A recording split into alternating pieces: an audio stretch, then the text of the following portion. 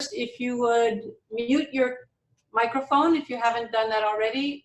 Jamie, are you online? Yep, I muted everybody. But you can all unmute yourselves if you have a question at the end. Yes. Please try to hold your questions until I give you a bit of an update here. And so if we're ready to go, we're ready to go. So first, where to begin? It's been a busy day. We have created signs for folks to put on their doors, standard signs that let people know we are actually implementing social distancing, so folks need to be watching out for how many people can be in the room at the same time. Those signs are in a shared folders, and we would like them to be used. Not to make up your own signs. If you would please be willing to do that, that would be great. You received notification this morning that commencement has been postponed. Students who are eligible to graduate will still graduate, but we won't have a commencement ceremony in May. We will have conversations with our graduation committee to talk about what we might do. Right now, it's looking like we're going to postpone the commencement and possibly have it in December. We are looking at student employees on a case-by-case basis, actually not case-by-case so much as functional category. If your unit or office employs student workers who must be on site to do their work, then it will be the decision of the student worker whether she or he wants to continue to do that work. If the student worker can do the work from home, then with the permission of the supervisor and with the work plan all worked out, those students can work from home. So tutors who can tutor online, peer mentors who can do their support online, that will be okay. They will need to have approval of their supervisors and to have a work plan as well. The whole work from home thing is going to come to fruition later today and tomorrow. So a draft form was released with the president's message yesterday. It is a draft and it is undergoing review. So we are not to use that draft form to process anybody's work from home request.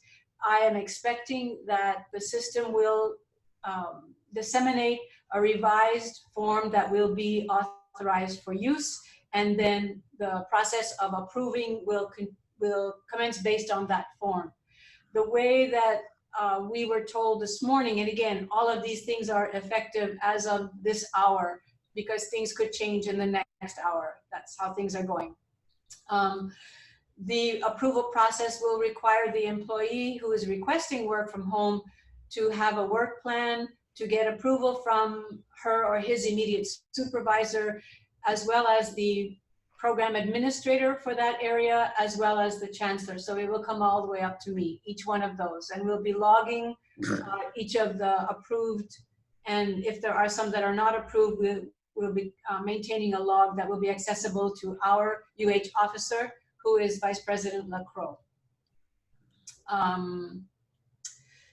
We will be able to let people know by close of business tomorrow what the status is of their request to work from home. We want people to know whether they should show up to work on Monday or not. Alani Child Care Center is going to be following the DOE calendar, so we will have no child care facilities until April 7th. There were questions about being able to share leave if there are people who need to have additional sick leave. And the rules right now don't allow that, but the HR folks are reviewing those general guidelines, and they will be probably trying to make some adjustments to allow for shared leave in this particular situation. There were lots of questions about the library. My understanding is that the UHPA task force was to have a conversation about what to do about the library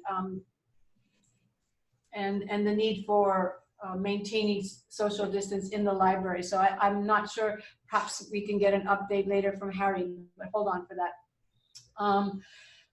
We have programs that are operating in the prisons, and we are to contact the prison education coordinators to determine whether or not our prison programs will continue. If folks have casual hires that are hourly workers, we need to be careful that they can continue to do their work. If they cannot work from home, then they cannot work from home, and then decisions will have to be made about each of those on an individual basis.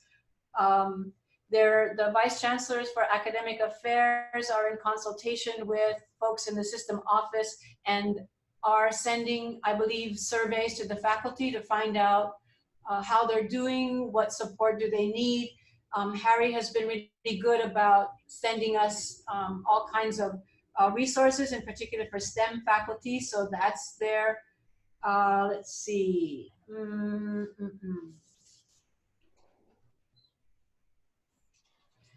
There were concerns about what responsibilities do we have if an employee or if a student informs us that they have been tested and have been tested positive for COVID-19. We have no responsibility to do anything with that information.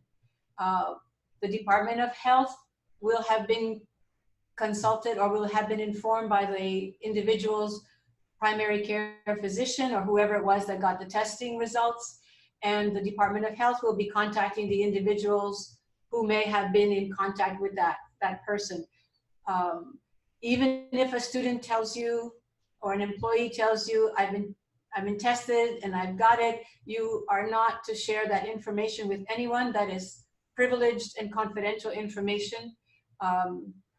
And you are not to let your unit know, oh, so-and-so, or even, oh, somebody in our unit. That is not to happen. The Vice Chancellor for Academic Affairs, Maria, is compiling the list of courses that will be exempt from the online delivery. It is an ever-changing. You guys, I'm not paying attention to the chat right now, so if you want to ask your question, hold on, because I'm not looking. Where was I? Oh, the list, exempt. So that list is undergoing revision right now based on what faculty can do to not deliver their courses face-to-face. There's also continued conversations about ProctorU as a means of having verification of students as they take tests. Because if everybody asks the testing center to do this, it will be overwhelmed. Also, I would like all of us to consider the fact that every time we say something has to be face-to-face, we are asking those individuals to put themselves at risk. We know some students travel by bus. And if we say, okay, we're going to do a proctored exam in the testing center, or I'm going to proctor the test myself, please know that we are asking students to put themselves at risk. And some students will not feel comfortable doing that. So you may want to be considering alternative ways of doing that work so that we don't ask people to put themselves at risk. Let's see, I'm just going to go down over this list from this morning's meeting. Wait.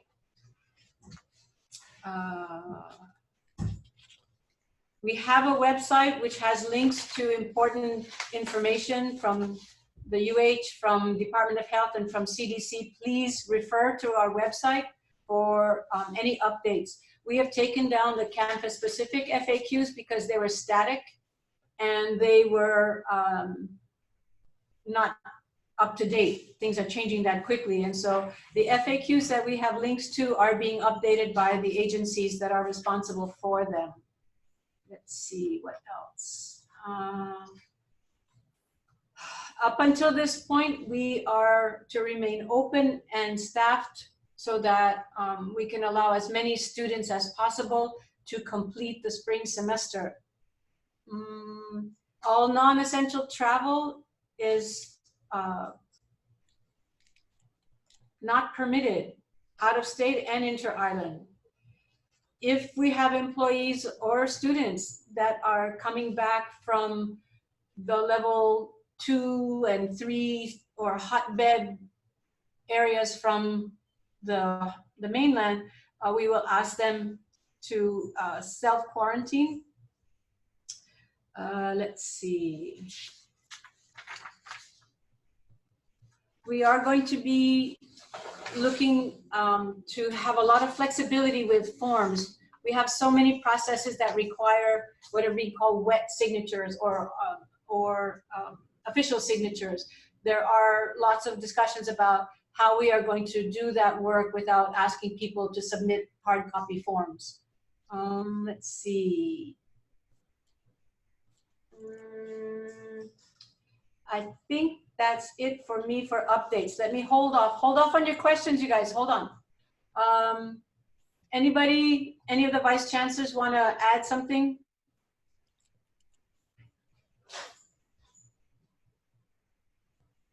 Hi, this is Brian. Tomorrow morning, there's been a lot of questions about frontline staff and open counter. So tomorrow morning, the CAC listserv as well as the CAC support listserv will be receiving a Zoom invitation this afternoon to discuss the standard signage and the emergency protocol we're going to be putting in place for these operations. As Louise has mentioned several times, we are still running on the assumption that we are following the president's directive of keeping offices open. That may change in, overnight. Thank you. Okay, Maria, anything?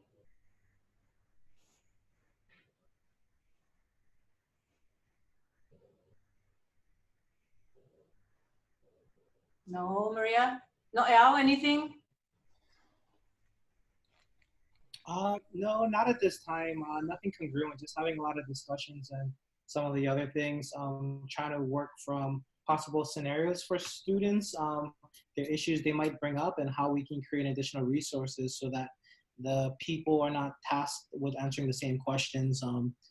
Anything from like a student requesting a refund to a student requesting from the instructors an incomplete. A lot of those things I anticipate is gonna happen come Monday or Tuesday, but to have a better plan on how we can all address it together, as well as try to, really deter students from pursuing these options unless all these other things is in place. For that to happen, though, I need a lot of more conversation on the academic side, which I'll start to work with Maria on it. But nothing concrete at this point, just a lot of different discussions and questions we're just trying to address. Okay, thanks, Noya. Okay, I'm going to start looking through the questions right now. Question about taking computers home. Yes, you can take your work computer home. We're going to ask that the supervisors document which technology is being taken home. Question about labs that are going to be cleared for, I'm sorry, Carl, go ahead. Yeah, if you plan to take your computer home, we are asking that you submit a ticket. We need to make sure we document what is leaving the campus. So we'll be keeping a track log of all the hardware technology, computer-wise, on a file. So please don't just go into your office, unplug your computer and grab that box and carry it on home. Check in with SALT first. We're going to come in, document what is being removed, and then you'll be allowed to go ahead and take it home. It's a lot of work. Okay, thanks, Carl. Question from Kenzie about lab courses. What happens when students don't feel comfortable coming? Yes, that is exactly the question that the faculty need to ask. What are they going to do if they have a lab or any mandatory or scheduled face-to-face interaction with students? How will we respond to the student who says, I don't feel comfortable, I need to take the bus, I got grandma at home, and I don't want to be carrying anything back? what is the answer going to be? So this is why I'm encouraging faculty to really think about alternatives to any kind of in-person testing, proctored or not, labs or not. And Harry, thank you for all of the stuff that you put together that suggests that there may be other ways to do labs. Thanks a lot. Calvin, if the testing center remains open, right now it is open, and will they follow the federal guidelines of 10 people or less? I think that they are following the guidelines of 6 feet or more between individuals, which results in 18 stations in the testing center only. Carl, did you want to say something else? No. Even laptops, Carl? Laptops, no. Laptops are clearly understood to be portable. Those devices have been coming on and off campus on a regular basis already. What I'm referring to are your desktop computers. Gotcha. Okay.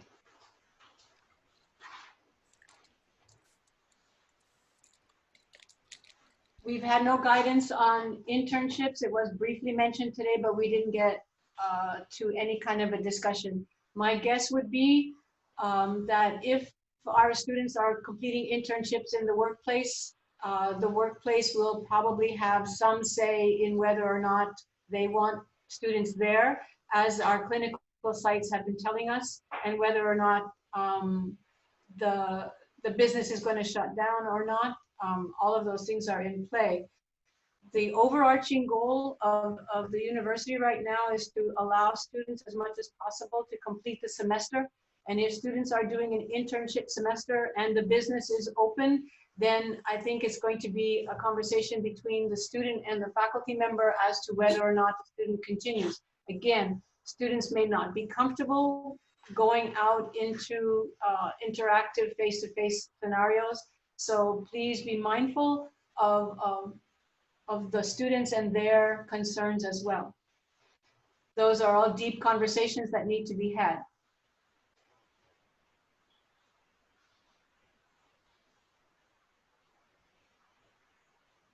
Uh, 10 people rule for the BLT lab. Is that for the entire lab floor area or each room within the lab? I think you want to make sure that you are maintaining social distance, especially in confined rooms. And that's 6 feet apart. And be mindful of students congregating together outside a room to get in. Again, it is about the health and safety of all of us and who we live with and who we interact with.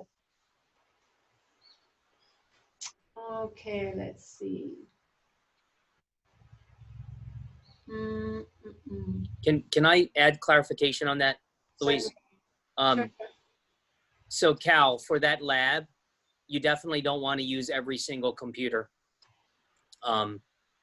You'll want to remove the chairs in between stations or two. It really depends on how tight that lab is. But you definitely just don't want them that side by side by side by side.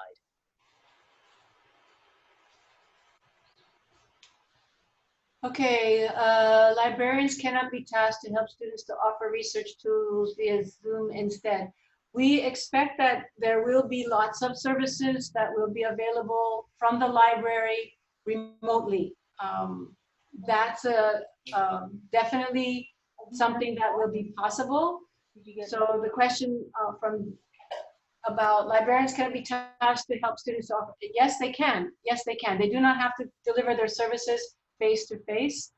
They can do it via Zoom, and they can do it from home. That will be a question and a conversation that will be had with Annie and with Maria.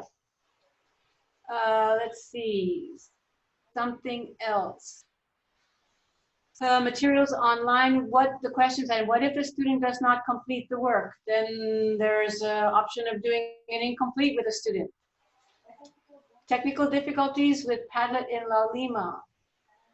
That I don't know about. So Padlet, I think itself has kind of been having some issues. Like you said, just patience. And if the students are really, really trying and it's down for a long time, give them an alternative way to share, even if it's just emailing to you, I think. lots of flexibility is needed. Sorry, Louise, I'll try to address the other question. What if the students do not complete the work? Sure. So with that one, we all understand that as of right now, even in our current situation, there'll be no refunds that'll be granted based on the current experiences with what we're all trying to deal with. What I'm trying to do is find flexibility around the other things we have in place that could help students at least try to participate in the class rather than drop right now and ask for a refund or whatnot, because I know that's a lot of the requests that I have been getting from my office from the students. So what I'm looking at right now is trying to be creative, and this is where I probably need to talk more with the instructors because it affects your parts. Is right now next week Friday is the last day to withdraw with a W. That one I am willing to extend it to a certain amount of period just so we all can try to adjust. Students maybe ease some of that anxiety so they don't think they need to make that decision within a week. I mean, that is one option. How far we extend it, I'd probably want to talk to the other the academic side to see what is best for that. The other option, as you know, within the policies, there's a certain deadline to then change the course to a pass, no pass. We can also be flexible around those things, but again, that also involves not just my office, but to have conversations with the academic side. And really all I'm trying to do at this point is reduce a student's anxiety, have them participate in the class because it does look very different. But those are just some of the things that I think I can wiggle around in terms of our policies. But those are just ideas for now to answer that question, what if a student doesn't turn it in? I understand incomplete is also another viable option, but I just don't want to put anybody in a position where half your class is asking for an incomplete and then you're really trying to do this over the summer or whatnot. And it's just some things that we got to learn to deal with. I'm already having conversations with some of the academics on how to create resources as to reduce the students' need from doing this or try to give them a better understanding. But my main goal on the student affairs side is to create these other different avenues or to extend deadlines so that students are less anxious and they're just willing to just give it a shot and do it come Monday, because we're not going to have all these answers soon enough. And I just want students to, rather than just drop and not do anything, to give them some time to really participate. Okay, back to the questions. Thank you, Noel. Is there a limit to the people allowed on campuses? No, we don't track. We are going to be closed to the public, so we don't expect to be having a lot of traffic on the campus, but there is no magic number that says a capacity of, we have had 5,000 people on the campus. We don't expect 5,000 people to show up. So there's no cap on how many people are on the campus at the same time. To the question about the students, UHITS is open and functional 24/7, and we are encouraging students to to go there for telephone help or for online help if they are having technology support things. Can we have some signs in the Copico courtyard to remind students to stay 6 feet apart?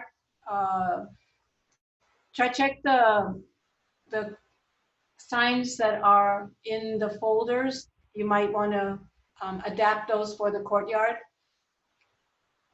If we extend past April 3rd, going to have problems with registration due to prerequisites. That one I'm not sure. Extend what past April 3rd? Can you go back there, Harry? Or just Harry, just ask the question?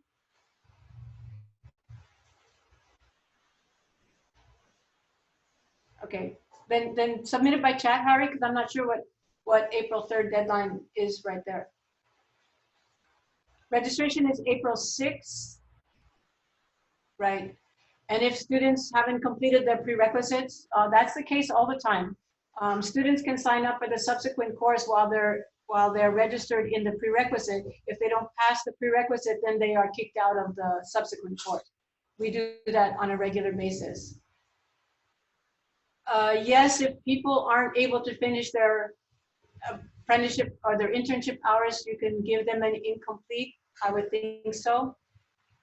DSSO, I believe there are DSSO is able to accommodate some, and if Deneen can respond, that would be great. Deneen, are you online?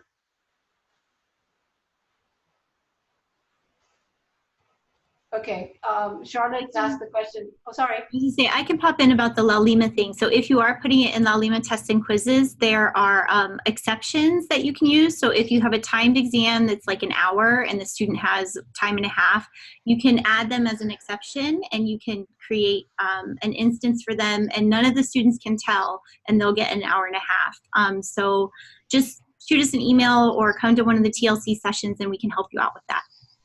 Okay, thank you. And others are responding as well. Thanks very much. Evan, if faculty have to apply to work from home, that implies those who aren't granted approval need to report to work. Yes. If an instructor is doing everything remotely, what are faculty expected to do from campus? Work. And why are we expected to do that as opposed to at home? Right now, we are not expecting to disapprove 9 months faculty working from home. So I don't think that's a question, but some faculty might prefer to come into their office to do their work.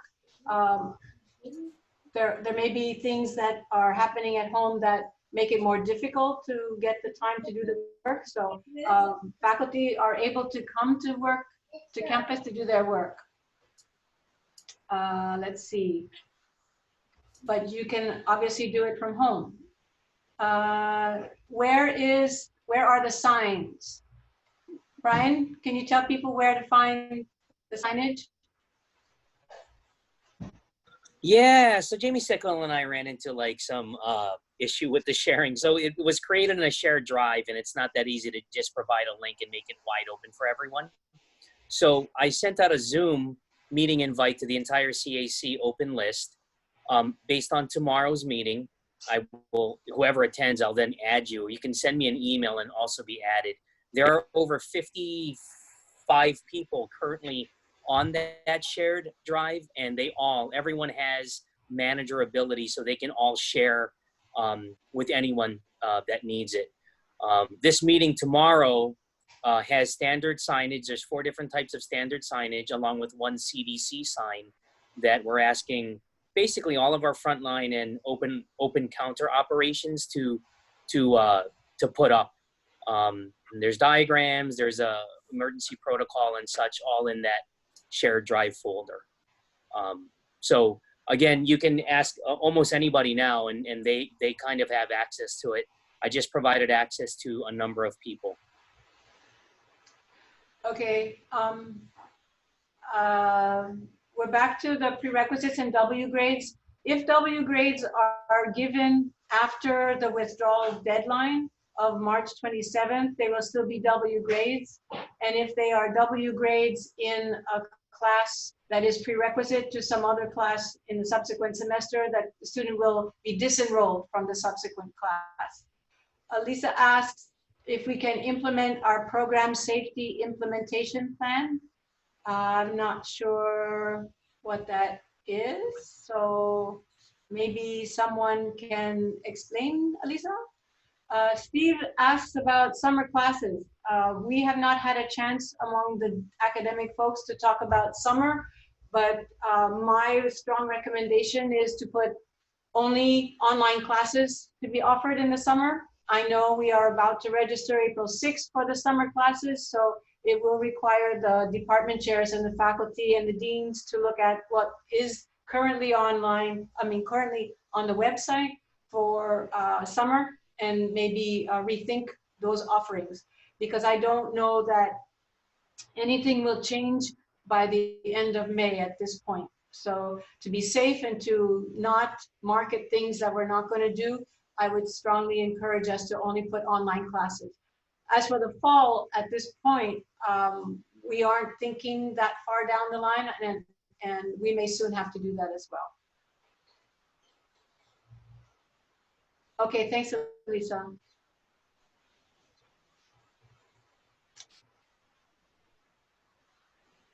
Other concerns?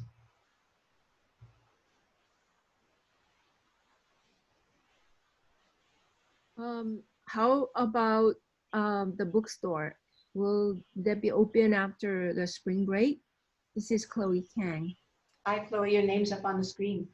I don't know about the bookstore. I have not heard any conversations about the bookstore closing. So, I can add. oh, Go. great. Thank you.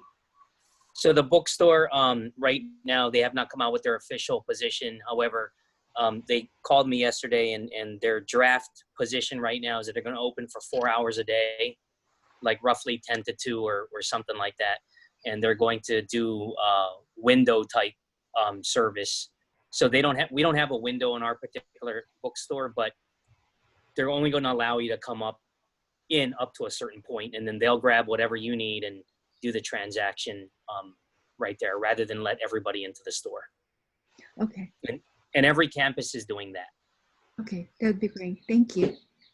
Susan, the shared folder, you don't see office signs. I don't think there's anything that's labeled office sign. I think the front counter signs would be workable. Brian, is that right?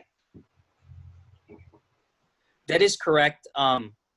Susan, if you have a sign in particular you were thinking of for the office, send me an email. And the main thing is we're just trying to standardize signage so we don't have a whole mess of signs throughout the campus. But if you feel like there's a sign that's missing, let me know and we can look at doing something. I'll work with you on doing something.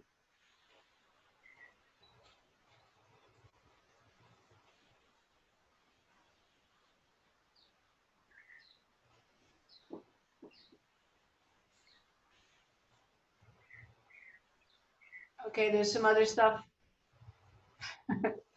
Yeah, typing is a problem sometimes. Thank you, that's Brandon with the PowerPoint that has the signs, if people want to take it from there. Renovation of the Manono and Nayo. I don't think it's COVID-19 related at this point. I think there are other issues with the construction and the renovation, sorry. Yeah, Brian.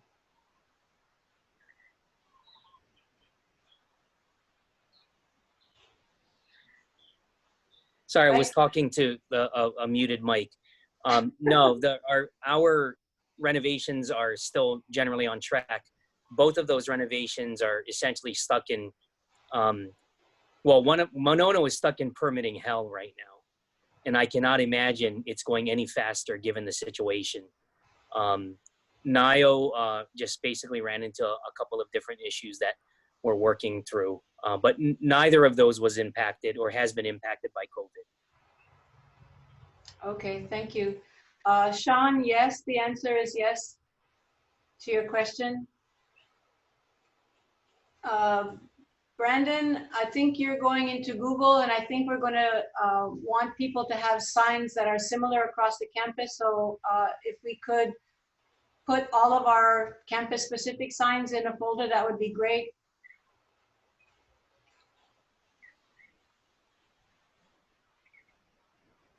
Rather than going to Google and getting your own signs.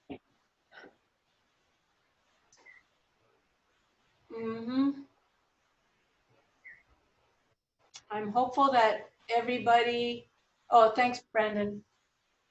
Thank you very much. Brian has a drive-in? Wow, didn't know that.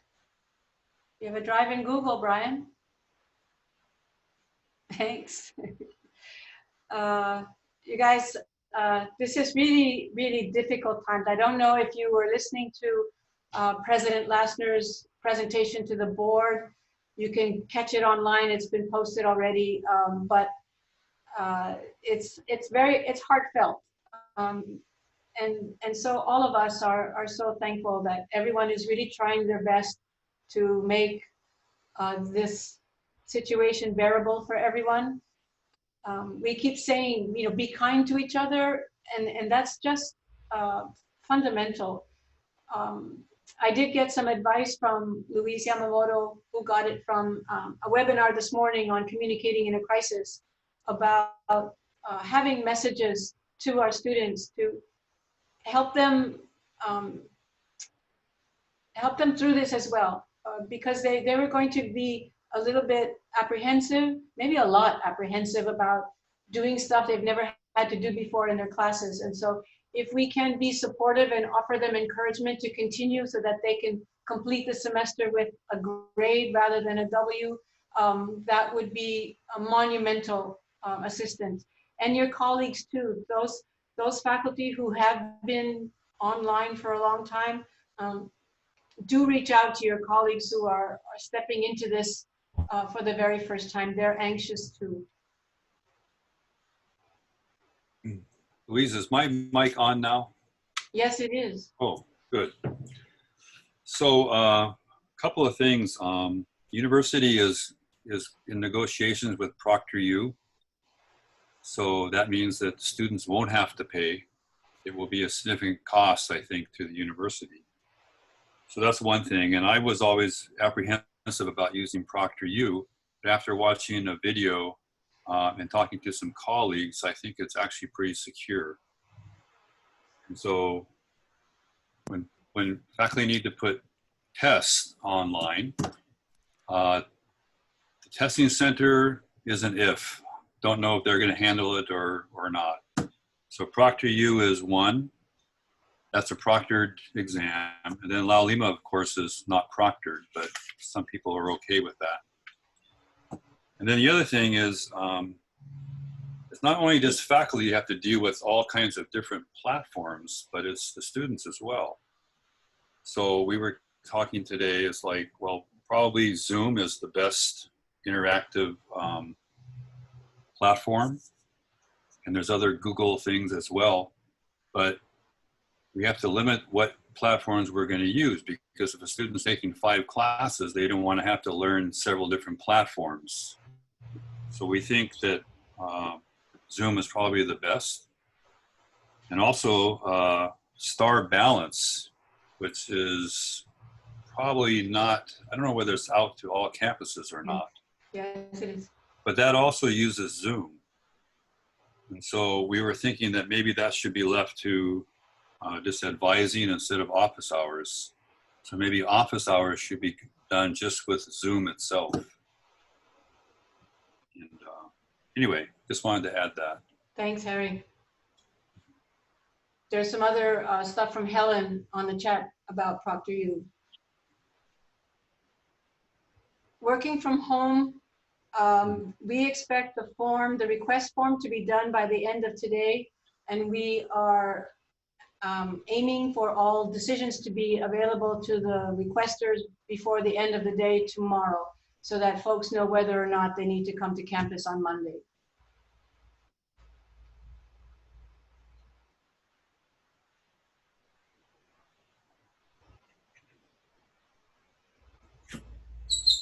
We don't expect 9-month instructional faculty to be needing to request to work from home.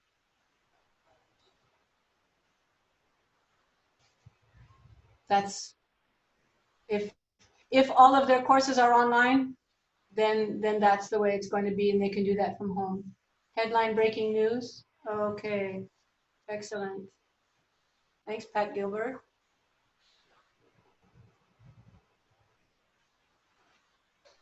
Stay at home. Yep. Well, as I said, this is an hour by hour, minute by minute kind of a situation. So don't stray too far from your phone if you get headlines or alerts. This is ever changing. Any of the parking lots be closed? I don't know that. I have not heard of any closure of parking lots. Brian, are you anticipating closing off any parking lots?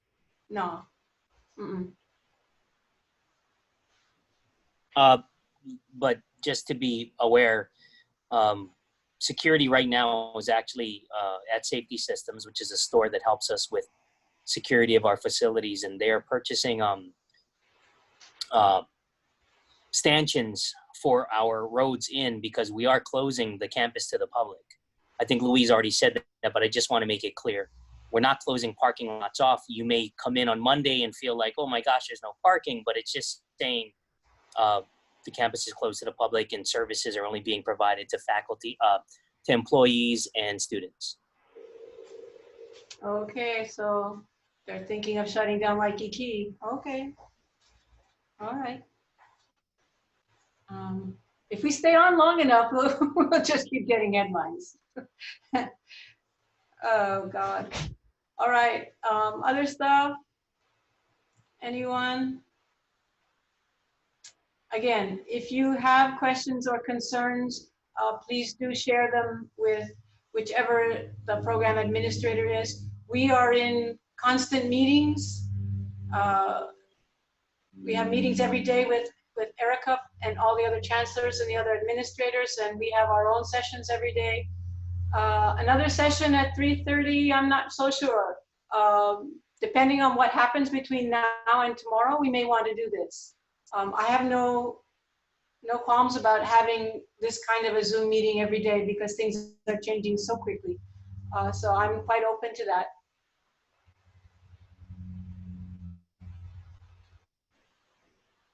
Anything else? I'm trying, tomorrow I'll try not to wear stripes. I can see that. It gets all fuzzy, like Brian's background. No, your background's all swirly. You can't see that, right? Can you see? Anyway. It doesn't look swirly. I see it now. I thought it was just my aura. No. Okay. We're ready to shut down unless there are other. You send the notice to both the CAC and announce. Yes. Yeah, we will. Okay. How does someone get on the CAC list? David.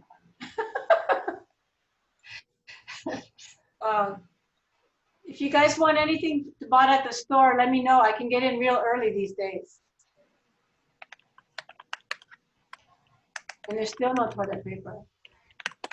Yeah, we get a recession and increasing.